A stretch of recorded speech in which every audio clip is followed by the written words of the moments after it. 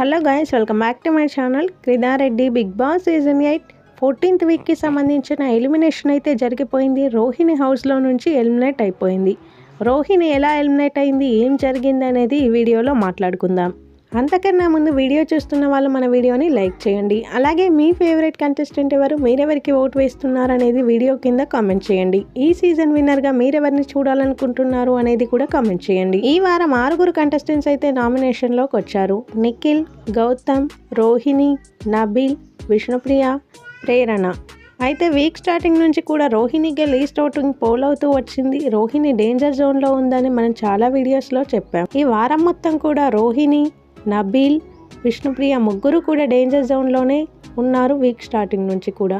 అయితే రోహిణియే least voting poll అవ్వడం వల్ల ఎలిమినేట్ అయితే రోహిణికే లీస్ట్ ఓటింగ్ పోల్ అవ్వడం వల్ల హౌస్లో నుంచి అయితే ఎలిమినేట్ అయిపోయింది.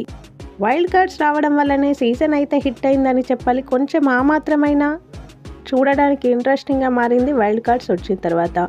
వైల్డ్ కార్డ్స్లో అవినాష్, రోహిణి, తేజ వల్ల చాలా కంటెంట్ అయితే వచ్చింది బిగ్ బాస్కి.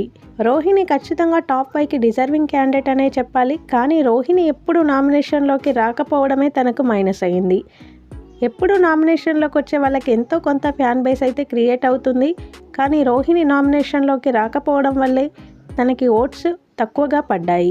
రోహిణి మెగా చీఫ్ టాస్క్ అయితే చాలా బాగా ఆడింది. పృథ్వీ 100% తన ఎఫర్ట్స్ పెడతాడు ఫిజికల్ టాస్క్లు అంటే.